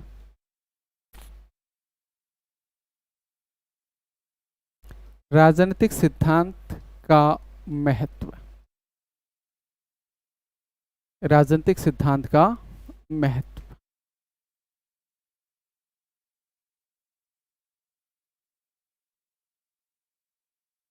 सी राइट मिल्स की हम बात करें तो सी राइट मिल्स कहता है कि राजनीतिक सिद्धांत है एक सामाजिक वास्तविकता है। राजनीतिक सिद्धांत एक सामाजिक वास्तविकता है।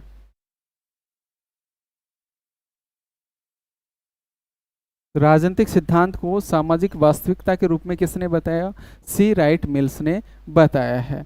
और एक ऐसी सामाजिक वास्तविकता है जो कुछ संस्थाओं और कार्यों को तो उचित बताता है और बाकी को गलत बताता है, या बाकी पर क्या करता है? प्रहार करता है या विरोध या आलोचना करता है।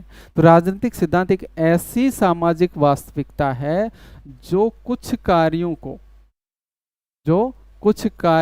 व कुछ संस्थाओं को, कुछ कार्यों और कुछ संस्थाओं को तो क्या बताता है? उचित बताता है, और बाकी के जो कार्य और संस्थाएं बच गई उन पे क्या करता है? प्रहार करता है। दूसरी बात इन्होंने जो कही है सी राइट मिल्स ने महत्व में, कि राजनीतिक सिद्धांत है एक नीति शास्त्र है। राजनीतिक सिद्धांत क्या है? एक नीति शास्त्र है, और एक नीति शास्त्र के रूप में आदर्शों की एक रूपरेखा है, और ऐसे आदर्शों की रूपरेखा है जिसके माध्यम से मनुष्यों को, घटनाओं को और आंदोलनों को परखा जाता है, जांचा जाता है। दूसरी बात क्या कही कि ये राजनीति शास्त्र है एक नीति शास्त्र है और आदर्शों की एक रूपरेखा है। जहाँ नीति शास्त्र आएगा वहाँ आदर्श भी आएंगे, तो आदर्शों की एक रूपरेखा है, और ऐसे आदर्शों की रूपरेखा है जिन आदर्शों के माध्यम से हम मनुष्यों, विभिन्न प्रकार की राजनीतिक घटनाओं, विभिन्न प्रकार के राजनीतिक आंदोलनों को जांचते हैं, परखते हैं, जांचते हैं, परखते हैं। तीसरी बात कही कि राजनीतिक सिद्धांत है एक क्रिया है। राजनीतिक सिद्धांत एक क्रिया है, और एक ऐसी क्रिया है जिसके माध्यम से संस्थाओं, सुधार, क्रांति आदि के साधनों का निर्धारण किया जाता है। तो विभिन्न प्रकार की जो संस्थाएं हैं, विभिन्न प्रकार के समाज में जो सुधार हैं, क्रांतियां हैं, इन क्रांतियों, सुधारों और संस्थाओं के साधनों का जो निर्धारण किया जाता है वो किसके द्वारा किया जाता है? राजनीतिक सिद्धांत के द्वारा किया जाता है। तो इसलिए राजनीतिक सिद्धांत क्या है? एक क्रिया भी है। यानी संस्थाओं की स्थापना के क्या साधन होंगे, समाज में सुधार के क्या साधन होंगे, क्रांति के क्या साधन होंगे, क्रांति के साधनों के माध्यम से होगी, इन सब बातों का निर्धारण राजनीतिक सिद्धांत के माध्यम से किया जाता है। इस कारण राजनीतिक सिद्धांत क्या है? एक क्रिया है।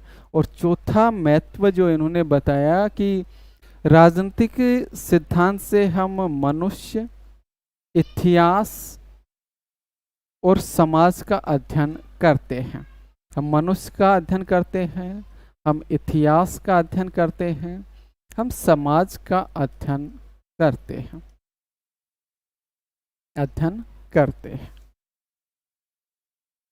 ये चार तरह के महत्व सी राइट मिल्स के द्वारा बताए गए हैं। एक बार इसको रिपीट देख लीजिए। सी राइट मिल्स के अनुसार राजनीतिक सिद्धांत का पहला महत्व है कि राजनीतिक सिद्धांत है वो एक सामाजिक वास्तविकता है और जिसके माध्यम से हम कुछ कार्य या संस्थाओं को तो उचित ठहरा देते हैं और बाकी का क्या करते हैं? विरोध करते हैं, बाकी पर प्रहार करते हैं। दूसरा महत्व बताया कि राजनीति सिद्धांत है एक नीति शास्त्र है और नीति शास्त्र के रूप में एक आदर्शों की रूपरेखा है। ऐसे आदर्शों की रूपरेखा है जिसके माध्यम से हम मनुष्यों, घटनाओं, राजनीतिक आंदोलनों को जांचते हैं, परखते हैं, उनको शुभ अशुभ, उचित अनुचित बताते हैं।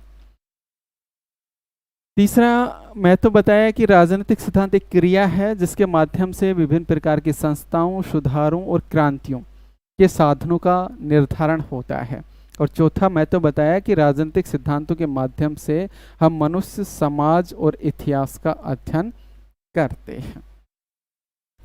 अब हम राजनीतिक सिद्धांत के महत्वों की बात कर लेते हैं। तो निम्न महत्व है राजनीतिक सिद्धांत का, निम्न महत्व है। अभी तक हमने डेविड ईस्टन के अनुसार महत्व की बात की और फिर उसके बाद में सी राइट मिल्स के अनुसार महत्व की बात की। अब सामान्यतः राजनीतिक सिद्धांत की क्या क्या महत्व और उपयोगिता है उसकी हम बात कर लेते हैं।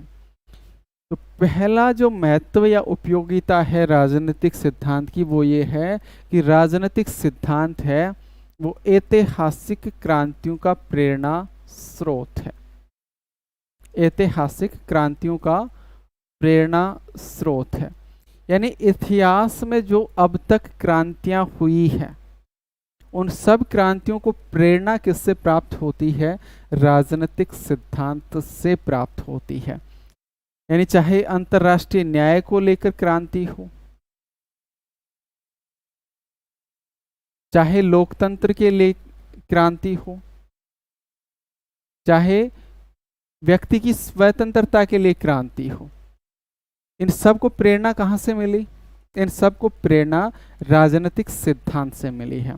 फ्रांस की क्रांति हो, अमेरिका की क्रांति हो, इन सब को प्रेरणा कहाँ से मिली? सबको प्रेरणा राजनीतिक सिद्धांत से मिली। तो पहला महत्व या उपयोगिता क्या हो गई कि राजनीतिक सिद्धांत है ये विभिन्न इतिहास में होने वाली जो क्रांतियां हैं या ऐतिहासिक जो क्रांतियां हैं उनका प्रेरणा स्रोत है।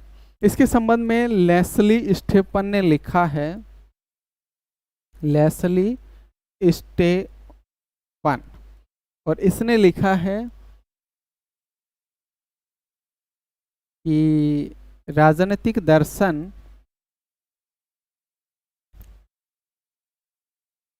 नई नई क्रांति की संतान, राजनीतिक दर्शन नई नई क्रांति की संतान या आने वाली क्रांति का संकेत होता है, या आने वाली क्रांति का संकेत होता है। बात क्लियर? लेस्ली स्टेफन ने क्या लिखा है कि राजनीतिक दर्शन है ये नई नई क्रांति की संतान होता है या फिर आने वाली क्रांति का क्या होता है? संकेत होता है। दूसरा जो महत्व है राजनीतिक सिद्धांत का वो है कि राजनीतिक सिद्धांत है ये परस्पर सहिष्णुता और सम्मान को प्रोत्साहन देता है।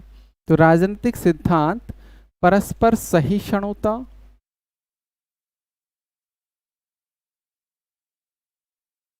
व सम्मान को महत्व देता है।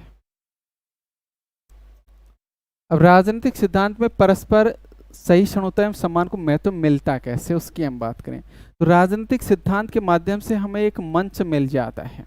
उस मंच के माध्यम से हम विचार विमर्श कर सकते हैं, तर्क वितर्क कर सकते हैं। तो विभिन्न व्यक्ति, विभिन्न संस्थाएं, विभिन्न समूह राजनीतिक सिद्धांत के माध्यम से विचार विमर्श, तर्क वितर्क करके सहिष्णुता और परस्पर सम्मान का क्या करते हैं, निर्माण करते हैं। राजनीतिक सिद्धांत परस्पर सहिष्णुता और सम्मान का क्या करता है, निर्माण करता है या प्रोत्साहन देता है। तीसरा जो महत्व है वो है कि राजनीतिक जो सिद्धांत है ये पारिभाषिक शब्दावलियों का स्पष्टीकरण करता है। पारिभाषिक शब्दावलियों का स्पष्टीकरण करता है। राजनीतिक सिद्धांत है ये विभिन्न प्रकार की जो पारिभाषिक शब्दावलियां हैं उनका क्या करता है, स्पष्टीकरण करता है, अर्थ निर्धारण करता है। जैसे कि राज्य,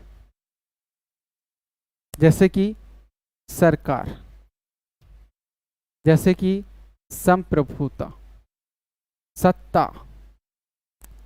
अब इनके अर्थ का स्पष्टीकरण किसके माध्यम से किया जाएगा, राजनीतिक सिद्धांत के माध्यम से किया जाएगा।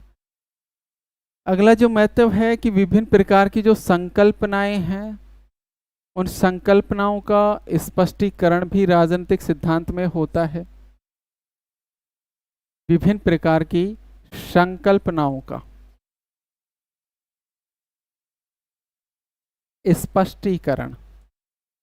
स्पष्टीकरण करने में भी राजनीतिक सिद्धांत क्या करता है, सहायता करता है। जैसे कि विभिन्न प्रकार की संकल्पनाएं, जैसे कि न्याय, स्वतंत्रता, समानता, प्राकृतिक अधिकार, प्राकृतिक कानून, ये सब क्या है, इनका स्पष्टीकरण किसके माध्यम से होगा, राजनीतिक सिद्धांत के माध्यम से होगा। तो इस संकल्पनाओं का स्पष्टीकरण भी राजनीतिक सिद्धांत के माध्यम से होता है। डी राफेल और इनकी पुस्तक है political problem of political philosophy, problem of political philosophy.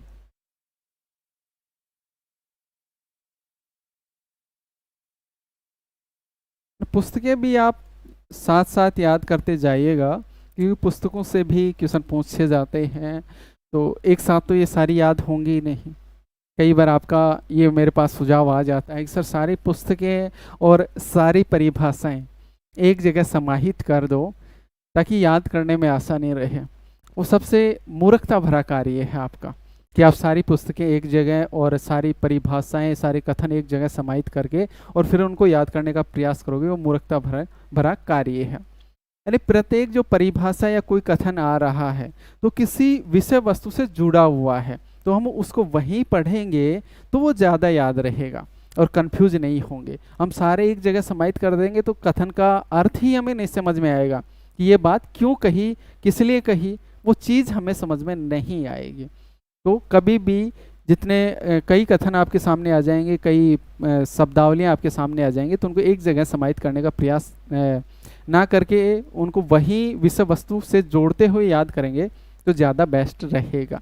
साथ पुस्तकों को भी आप एक साथ तो नहीं हो पाएंगे, थोड़ी थोड़ी करके याद करोगे तो पुस्तकें भी आपको याद हो जाएंगी, यानी बार बार रिपीट होती रहेंगी। कई पुस्तकें तो ऐसी है जो बार बार रिपीट होती रहेंगी, यानी जैसे जैसे हम पॉलिटिकल थ्योरी के टॉपिकों पर बात करते रहेंगे तो काफ़ी कुछ पुस्तकें हैं यही क्या होती रहेंगी, रिपीट होती रहेंगी, तो ऐसे ही याद हो जाएंगे।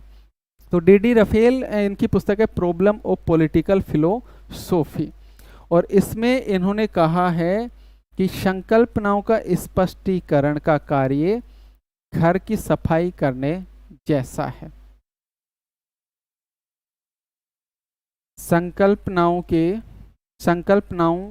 के स्पष्टीकरण का कार्य घर की सफाई जैसा है। सफाई जैसा है। ये किसने कहा? डी रफेल ने कहा, प्रॉब्लम ऑफ पॉलिटिकल फिलोसॉफी नामक पुस्तक में ऐसा कहा है। अगला महत्व है कि राजनीतिक सिद्धांत से हमें इतिहास की व्याख्या में सहायता मिलती है और सामाजिक पुनर्निर्माण में सहायता मिलती है। इतिहास की व्याख्या और सामाजिक पुनर्निर्माण में सहायता राजनीतिक सिद्धांत के माध्यम से मिलती है। इन राजनीतिक सिद्धांत के माध्यम से हम इतिहास में घटित हो चुकी घटनाओं का अध्ययन करते हैं। भाई हम राजनीतिक सिद्धांत में प्लेटो पढ़ रहे हैं, अरस्तु को पढ़ रहे हैं, मैकियावेली को पढ़ रहे हैं, होब्स को पढ़ रहे हैं, लोक को पढ़ रहे हैं, तो ये सब इतिहास के विचारक हैं, लेकिन इनको हम पढ़ रहे हैं ना, तो इससे इतिहास की व्याख्या हो गई। साथ ही सामाजिक पुनर्निर्माण में सहायता मिलती है। हमने लोक की संकल्पनाएं पढ़ी, अवधारणाएं पढ़ी, उनके राज्य संबंधी विचार पढ़े, फिर होब्स के पढ़े, फिर रूसो के पढ़े, फिर अन्य विचारकों के पढ़े। अब उनसे हमारे दिमाग में ये धारणा स्पष्ट हो जाएगी कि वर्तमान के लिए और भविष्य के लिए कौन सी सामाजिक व्यवस्था, कौन सी राजनीतिक व्यवस्था बेस्ट है। तो उसके आधार पर हम नई सामाजिक व्यवस्था के लिए सुझाव दे सकते हैं कि ये किया जाना चाहिए जिससे कि सामाजिक व्यवस्था अच्छी हो जाए, सुधार के लिए सुझाव दे सकते हैं। तो इतिहास की व्याख्या करके वर्तमान सामाजिक व्यवस्था में सुधार के सुझाव देकर समाज का क्या कर सकते हैं, हम पुनर्निर्माण कर सकते हैं। यानी सामाजिक पुनर्निर्माण राजनीतिक सिद्धांत के माध्यम से हो सकता है। अगला जो महत्व है कि इससे राजनीतिक तर्कों का निर्माण होता है और उसके परीक्षण में सहायता मिलती है। राजनीतिक तर्क के निर्माण व परीक्षण में राजनीतिक सिद्धांत से सहायता मिलती है। अगला जो महत्व है राजनीतिक सिद्धांत का वो है कि राजनीतिक सिद्धांत से शासन प्रणालियों को वैधता प्राप्त होती है। जो राजनीतिक सिद्धांत है ये शासन प्रणालियों को वैधता प्रदान करते हैं, वैधता प्रदान करते हैं। यानी विभिन्न प्रकार की जो शासन प्रणालियां हैं, लोकतंत्र, निरंकुश तंत्र, अधिनायक तंत्र, साम्यवादी शासन, पूंजीवादी शासन, तो ये जो विभिन्न प्रकार की शासन प्रणालियां हैं, इन शासन प्रणालियों को वैधता भी किसके द्वारा प्रदान की जाती है? राजनीतिक सिद्धांत के द्वारा वैधता प्रदान इनको की जाती है। विभिन्न प्रकार के जो सामाजिक परिवर्तन होते हैं, उन सामाजिक परिवर्तनों को समझने में सहायता भी हमें राजनीतिक सिद्धांतों से मिलती है। साथ ही सामाजिक परिवर्तन क्यों होते हैं उसकी व्याख्या भी हम राजनीतिक सिद्धांतों के माध्यम से करते हैं। तो अगला जो महत्व है कि सामाजिक परिवर्तनों को समझने में, सामाजिक परिवर्तनों को समझने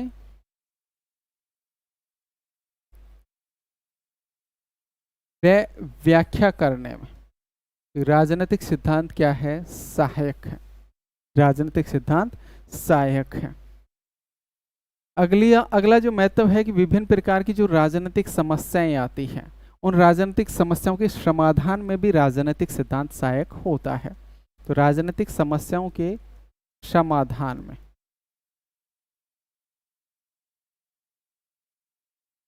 में राजनीतिक सिद्धांत सहायक होता है। अगला जो महत्व है राजनीतिक सिद्धांत का वो है कि राजनीतिक सिद्धांत है ये राष्ट्रीय आंदोलनों में सहायक होता है। राष्ट्रीय आंदोलनों में सहायक होता है। और जैसे हम भारत की बात करें, भारत में स्वतंत्रता से पहले अंग्रेजों का शासन था। अंग्रेजों के शासन को समाप्त करने के लिए भारत में राष्ट्रीय आंदोलन चले। अब ये राष्ट्रीय जो आंदोलन थे उसमें जो विभिन्न प्रतिनिधित्वकर्ता जो थे वो अलग अलग स्थानों से प्रभावित था। कोई फ्रांसीसी क्रांति से प्रभावित था, कोई अमेरिकन क्रांति से प्रभावित था, कोई सिनफिन आंदोलन से प्रभावित था। तो वो सब प्रभाव जो उन पे पड़ा वो राजनीतिक सिद्धांतों की वजह से पड़ा, और राजनीतिक सिद्धांतों के अध्ययन से ही वो प्रभावित हुए, और प्रभावित होकर उन्होंने राष्ट्रीय आंदोलन किया। तो इस तरह राजनीतिक जो सिद्धांत है राष्ट्रीय आंदोलनों को भी प्रोत्साहित करते हैं। अगला इसका जो महत्व है वो है राजनीतिक चेतना, राजनीतिक चेतना की वृद्धि में सहायक होते हैं, वृद्धि में सहायक होते हैं। यानी राजनीतिक सिद्धांत हैं, इनसे राजनीतिक चेतना में भी वृद्धि होती है। जैसे कि हम फ्रांसीसी क्रांति पढ़ेंगे तो हमें पता चलेगा कि फ्रांसीसी क्रांति स्वतंत्रता, समानता और बंधुत्व तक के लिए हुई। स्वतंत्रता, समानता और बंधुत्व के लिए हुई। तो हमारे मस्तिष्क में एक चेतना जागृत हो जाएगी कि हमें भी समानता, हमें भी समानता, स्वतंत्रता और बंधुत्व के लिए क्या करना चाहिए, क्रांति करना चाहिए। इससे राजनीतिक चेतना की जागृति भी होती है राजनीतिक सिद्धांत की वजह से। मतलब है राजनीतिक सिद्धांत है किसी भी विषय वस्तु की वैज्ञानिक व्याख्या करने में सहायक है, किसी भी विषय वस्तु की वैज्ञानिक व्याख्या करने में सहायक है। यानी राजनीतिक सिद्धांत में हम जब राजनीतिक विज्ञान की बात करें, राजनीतिक सिद्धांत है किसी भी विषय वस्तु की वैज्ञानिक व्याख्या करने में क्या है, सहायक है। अगला जो महत्व है वो है कि राजनीतिक सिद्धांत से राजनीतिक संस्थाओं व मानव व्यवहार का अध्ययन होता है। राजनीतिक संस्थाओं व मानव व्यवहार के अध्ययन में सहायक है राजनीतिक सिद्धांत। एक महत्व ये हो गया, एक उपयोगिता ये हो गई। साथ ही राजनीतिक विचारधाराओं की भविष्यवाणी करने में सहायक है। राजनीतिक विचारधाराओं की भविष्यवाणी करने में सहायक होते हैं राजनीतिक सिद्धांत। ये कुछ राजनीतिक सिद्धांतों के महत्व हो गए या उपयोग हो गए। राजनीतिक सिद्धांतों के कुछ महत्व या उपयोग हो गए। अब दो छोटी छोटी चर्चाएं और हो गई हैं। जैसे कि हमने राजनीतिक सिद्धांत की प्रकृति पढ़ी थी कि राजनीतिक सिद्धांत इतिहास है, राजनीतिक सिद्धांत विज्ञान है, राजनीतिक सिद्धांत कला है। हमने पढ़ी थी, शायद इससे पहले वाली क्लास में हमने पढ़ी होगी या तो पिछले में या उससे पिछले में, कि राजनीतिक सिद्धांत की प्रकृति के संदर्भ में हमने बात की कि राजनीतिक सिद्धांत की जो प्रकृति है वो इतिहास है, राजनीतिक सिद्धांत कला है, राजनीतिक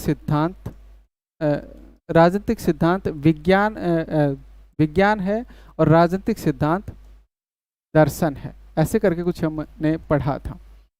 इतिहास के समर्थक सेबाइन है, दर्शन के समर्थक आपके लियो स्ट्रास हैं, और विज्ञान के समर्थक डेविड ईस्टन और रॉबर्ट डेहल हैं। डेविड ईस्टन व रॉबर्ट डेहल हैं।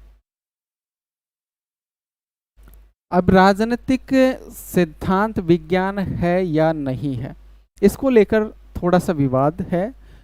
तो कुछ विद्वान कहते हैं कि राजनीतिक सिद्धांत विज्ञान है, उसमें तो डेविड ईस्टन और रॉबर्ट डेहल जैसे विचारक आ गए।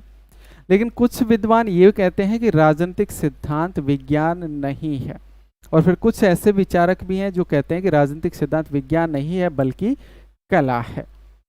राजनीतिक सिद्धांत विज्ञान नहीं है बल्कि क्या है, कला है। तो उन विचारकों की बात कर लें जो राजनीतिक सिद्धांत को विज्ञान नहीं मानते हैं, है ना। विवाद हो जाता है कि राजनीतिक सिद्धांत कला है या फिर विज्ञान है, तो इसको लेकर थोड़ा सा मतभेद है। तो राजनीतिक सिद्धांत विज्ञान नहीं है, सिद्धांत विज्ञान नहीं है। इसके जो समर्थक हैं जिन्होंने राजनीतिक सिद्धांत को विज्ञान नहीं माना है, उन समर्थकों की हम बात करें तो समर्थक आपके हैं, एक तो है चार्ल्स बियर्ड और Maitland, Edmund Burke, Charles Beard, Maitland, Edmund Burke और John Stuart Mill. John Stuart Mill ये ऐसे विचारक हैं जो राजनीति सिद्धांत को विज्ञान नहीं मानते हैं। मैटलैंड ने तो लिखा भी है, ये कथन पूछा जाता है मैटलैंड का, और इन्होंने लिखा है कि जब भी मैं राजनीतिक विज्ञान शीर्षक से प्रश्न पत्रों को देखता हूं तो मुझे खेद प्रश्नों पर नहीं होता है बल्कि खेद उसके शीर्षक से होता है। तो मैटलैंड ने लिखा भी है कि मैं जब भी राजनीतिक विज्ञान शीर्षक से ये कथन कई बार पूछा जाता है, शीर्षक से प्रश्न देखता हूं तो मुझे प्रश्नों से नहीं बल्कि शीर्षक से दुख होता है। मुझे प्रश्नों से नहीं बल्कि शीर्षक से खेद होता है।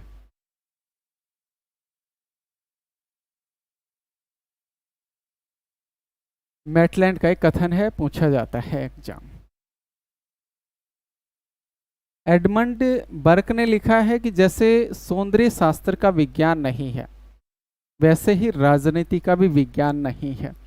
तो एडमंड बर्क ने क्या लिखा है कि जैसे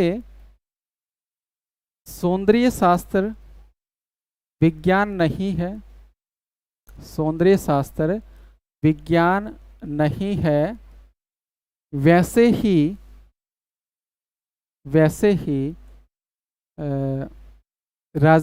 राजनीति का विज्ञान नहीं है, वैसे ही राजनीति का विज्ञान नहीं है। अब कुछ ऐसे भी विचारक हैं जो कहते हैं कि राजनीति कला है, राजनीतिक सिद्धांत कला है विज्ञान के बजाय। राजनीति कला है, राजनीति कला है। और इसके समर्थकों की बात करें तो इसके समर्थक एक तो आपके एडमंड बर्क हो गए,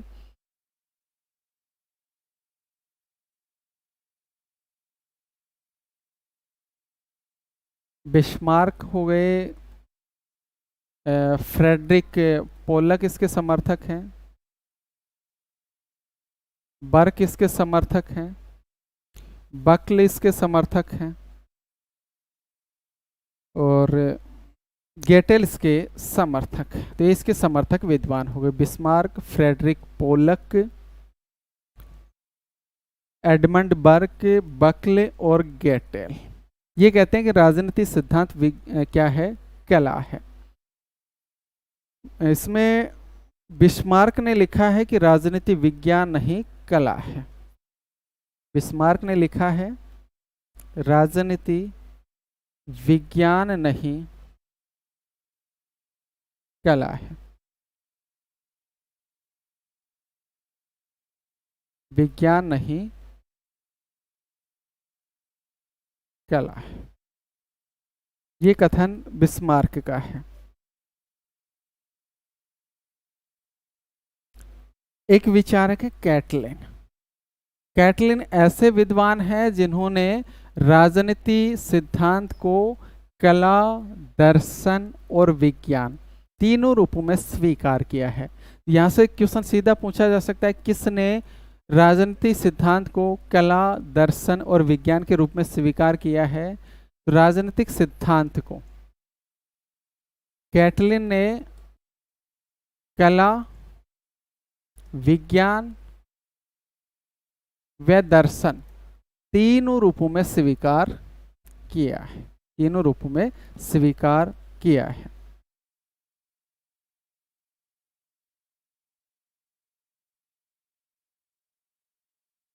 बर्क इसमें, हाँ बर्क भी इसमें आ जाएगा, कला मानने वाले विचारकों में बर्क भी आ जाता है, एडमंड बर्क। राजनीतिक सिद्धांत कला, विज्ञान, दर्शन है, कैटलिन का ऐसा मानना है।